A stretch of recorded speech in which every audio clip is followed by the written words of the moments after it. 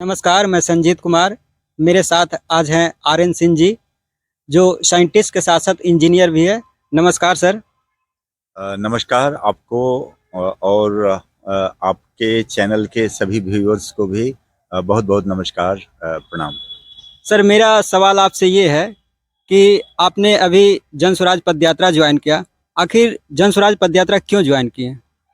अ, जन स्वराज जो जिसके सूत्रधार प्रशांत किशोर जी हैं, मैंने काफ़ी सोच समझकर ज्वाइन किया है। मैंने उनके सारे वीडियो देखे, सभी प्रेस कॉन्फ्रेंस, सारे इंटरव्यू देखे, उनके बारे में जानकारी ली और फिर जब उनकी पदयात्रा बेगूसराय ज़िले में प्रवेश की बखरी से, तो मैं जाके व्यक्तिगत रूप से उनसे मिला। करीब 40 मिनट तक हमारी उनकी बातचीत हुई और मैं बहुत प्रभावित हुआ। मैं जो सोचता था बिहार के लिए, मैंने देखा कि वही सोच तो इस जन स्वराज का है, और बिहार के विकास के लिए वो इतना कर रहे हैं, तो हमें भी, मुझे भी और सब लोगों को अपना कंधा इस बिहार के विकास के लिए लगाना चाहिए, इसलिए मैंने ज्वाइन किया। सर इससे पहले आप किस पार्टी के साथ जुड़े हुए थे? मैं अन्ना आंदोलन के समय से ही अ, आम आदमी पार्टी से जुड़ा हुआ था। मैं विदेश की अपनी नौकरी छोड़ के अन्ना आंदोलन में आया था, ज्वाइन किया और तब से आम आदमी पार्टी में काम कर रहा था। फ़िलहाल मैं मुंगेर ज़ोन का, जिसमें 5 ज़िले हैं, बेगूसराय, मुंगेर, जमुई, लखीसराय और शेखपुरा, उसका ज़ोनल प्रभारी था और मैंने रिज़ाइन वहाँ से त्यागपत्र दे दिया है, रिज़ाइन कर दिया है और जन स्वराज ज्वाइन कर लिया है प्रशांत किशोर जी के साथ। सर मेरा ये सवाल है कि जब प्रशांत जी अभी पदयात्रा कर रहे हैं, तो क्या लगता है इनसे बिहार बदलेगा या नहीं बदलेगा? मेरा जो अनुभव हुआ, मैंने देखा कि बिहार एक बदलाव की ओर बढ़ रहा है धीरे-धीरे, और बेगूसराय में आके तो इस पदयात्रा को एक नया आयाम मिल गया है। हज़ारों लोग इससे जुड़ रहे हैं प्रत्येक ज़िले में, और बेगूसराय में तो उनकी संख्या बहुत अधिक है। युवाओं की संख्या, छात्रों की संख्या, किसान और मज़दूर भाइयों की संख्या बहुत ज़्यादा है, ज्वाइन करने वालों की संख्या। लोग आते हैं, लोग ऊब चुके हैं इस व्यवस्था से।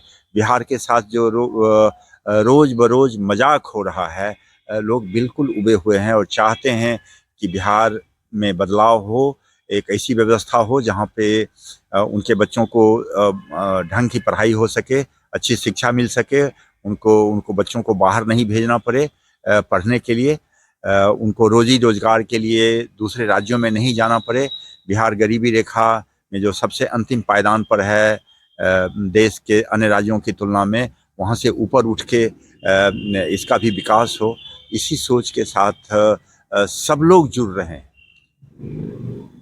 सर मेरा सवाल आपसे ये भी है कि आप साइंटिस्ट रह चुके हैं और बरौनी रिफाइनरी में डिप्टी मैनेजर के पोस्ट पे रहे हैं। तो बिहार में जो रिफाइनरी सेंटर है, इसी तरह एक रिफाइनरी सेंटर जामनगर गुजरात में भी है। जो जामनगर गुजरात में रिफाइनरी सेंटर है, वो विश्व का सबसे बड़ा रिफाइनरी सेंटर बन गया। जबकि ये बरौनी का रिफाइनरी सेंटर पहले खुली थी, सबसे पहले स्टार्टिंग का ये है, ये बाद में खुली। तो हम फिर भी पीछे रह गए, वो आगे क्यों निकल गए? इस पे आपकी क्या राय है? अ, मैं इंजीनियर हूँ पेशे से, और मैं साइंटिस्ट था रेडियो मेटलर्जी सेक्शन में भाभा परमाणु अनुसंधान केंद्र में। मेरा पहला जॉब वहीं से स्टार्ट हुआ था। फिर मैं बरौनी रिफाइनरी आ गया था यहाँ से। मैं जब डिप्टी मैनेजर यहाँ पर था 1993 में, मैं यहाँ से रिजाइन करके चला गया था विदेश। और वहाँ से भी अ, जब अन्ना आंदोलन शुरू हुआ देश में, तो बिहार के लिए, बिहार में बदलाव के लिए मैं अपने नौकरी से त्यागपत्र देकर आ गया था बिहार, और आम आदमी पार्टी के साथ मिलके मैं काम कर रहा था कि बिहार में बदलाव होगा। बरौनी रिफाइनरी जो भारत की one of the oldest refinery है, एक पुरानी रिफाइनरी है, 1962-63 से ही बिहार में है, जबकि सिर्फ आसाम में उस समय एक रिफाइनरी थी। और इसका विकास अभी तक ये पहुंचा है इतने वर्षों में, तकरीबन 60-62 वर्षों में 6 MMT कैपेसिटी इसके अभी तक है, 6 MMT। और अगर गुजरात लीजिएगा तो इसे बहुत बाद में बना, बहुत बाद में बना जी।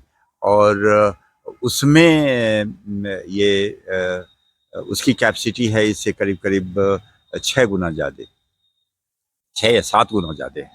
तो वो एशिया की सबसे बड़ी रिफाइनरी हो गई। इसमें ये बिहार के विकास में रिफाइनरी का, बरौनी रिफाइनरी का बहुत बड़ा योगदान है। यहाँ के बहुत सारे नवयुवकों को यहाँ नौकरी मिली है। तो ये तो प्रत्यक्ष रूप से हुआ, और प्रत्यक्ष रूप से हजारों लोगों को यहाँ रोजी रोजगार मिला है। बहुत सारे लोग ठेकेदारी करते हैं, मटेरियल सप्लाई करते हैं, तो उनके साथ बहुत बड़ी संख्या में इस बरौनी रिफाइनरी ने अपना योगदान दिया है बिहार के विकास में। अगर इसकी कैपेसिटी भी बढ़ती, जैसे रिलायंस की तरह इसकी भी कैपेसिटी अगर 40 मिलियन टन हो जाती, तो इसमें और भी हजारों हजार नवयुवकों को रोजगार मिलता, प्रत्यक्ष और अप्रत्यक्ष रूप से। यह नहीं हो सका, इसके लिए किनको दोष देंगे? ये मुद्दा तो उठाया जाना चाहिए था हमारे जनप्रतिनिधियों के द्वारा। हमारे जिला से 2 सांसद हैं, एक सांसद हमारे गिरिराज सिंह साहब तो मंत्री भी हैं, और दूसरे हैं राकेश सिन्हा जी। तो इन लोगों को दिल्ली में, केंद्र में जाके आवाज़ उठाना चाहिए था कि बरौनी रिफाइनरी का विकास करो। क्यों इतना ज़्यादा रिलायंस रिफाइनरी को आप क्रूड ऑयल उपलब्ध करवाते हैं, बरौनी रिफाइनरी को भी क्रूड ऑयल उपलब्ध कराइए और इसकी कैपेसिटी बढ़ाइए, ताकि यहाँ के लोगों को रोजगार मिल सके, बिहार का विकास हो सके। लेकिन अनफॉर्चुनेटली, दुर्भाग्यवश ऐसा नहीं हो सका, नहीं हो रहा है। अभी भी कम से कम आवाज़ उठाई जानी चाहिए कि बरौनी रिफाइनरी की कैपेसिटी बढ़ाओ, जल्दी से इसको भी बढ़ा के रिलायंस के पैरेलल में लाइए इसको भी, ताकि बिहार का विकास हो सके। बिहार गरीबी रेखा से नीचे जो लोग पड़े हुए हैं बिहार में, वो उससे ऊपर उठ सकें। क्यों विकास करेंगे? बिहार की जनता तो 5 किलो भात पे, चावल पे वोट दे देती है। तो ये फैक्ट्री या कंपनियां या चीनी मिल लगाने से क्या मतलब है? अगर जब वोट ही इस पे दे रहा है तो फिर आप क्यों लगाएगी? मेरा सवाल सर आपसे ये है कि जब हम लोग 5 साल तक बतियाते हैं बैठ के गांव जवार या गली मोहल्ला में कि ये नेता चोर है या ये पार्टी वाला सही नहीं काम किया, जब वोट के टाइम आता है तो वो टर्न क्यों हो जाता है? वोट के टाइम उसको जात समझ में आने लगता है, जाति धर्म समझ में आने लगता है। इस पे आपकी क्या राय है? यही चेतना तो प्रशांत किशोर जी जगा रहे हैं। पैदल पैदल चलकर लगातार 16 महीनों से पैदल चल रहे हैं, गांव-गांव जा रहे हैं, घर घर जा रहे हैं। बिहार की चेतना, बिहार के लोगों की चेतना अभी सुसुप्ता अवस्था में चली गई है। ऐसा नहीं है कि खत्म हो गई है, सुसुप्ता अवस्था में चली गई है, और उसी को जगाने का काम कर रहे हैं। व्यक्तिगत रूप से बिहारी दिमाग से बहुत तेज होता है, बहुत मेहनती होता है, बहुत सहनशीलता है बिहार के लोगों में। जहाँ कहीं भी बिहार के लोग गए हैं, चाहे अपने देश के अन्य राज्यों में, हम हर जगह उनकी प्रशंसा होती है, बहुत अच्छा बिहारी मजदूर सबसे अच्छा। या विदेश भी गए हैं तो उनकी प्रशंसा होती है। प्रशंसा मजदूरी के तौर पे होती है। हाँ, निश्चित रूप से। लेकिन ये उनके व्यक्तिगत सोच के चलते हमारे बिहार का विकास नहीं हो पाता है। जब तक हमारी सामूहिक सोच नहीं बनेगी, तब तक हमारे नेतागण हमें 5 किलो भात पर या मुर्गा भात पर या 500 रुपये में उनका वोट खरीदते रहेंगे, और बिहार का विकास नहीं हो पाएगा। हमें धर्म और जात में बांट के अब वोट ले लेते हैं। अगर हम सब लोग, बिहार के सारे लोग, अपनी बिहार के अस्मिता को समझें, जो प्रशांत किशोर जी बताते हैं लोगों को कि आपके उंगली में बहुत ताकत है, आपके वोट में बहुत ताकत है, लेकिन एक व्यक्ति के रूप में वो ताकत नहीं है। जब तक सारा समाज अपना जात पात धर्म भूल के एक सामाजिक सोच नहीं बना लेता है, पूरे समाज की, पूरे बिहार की एक सोच नहीं बन जाती है कि नहीं, बिहार में बदलाव करना है, बिहार की स्थिति बहुत ही खराब है, अपने दुरावस्था में है, इसका एहसास जो ही लोगों को हो जाएगा, और वो हो रहा है। प्रशांत किशोर जी की यात्रा से मैं महसूस कर रहा हूँ ये परिवर्तन लोगों में आ रहा है। लोग अब सोचने लगे हैं।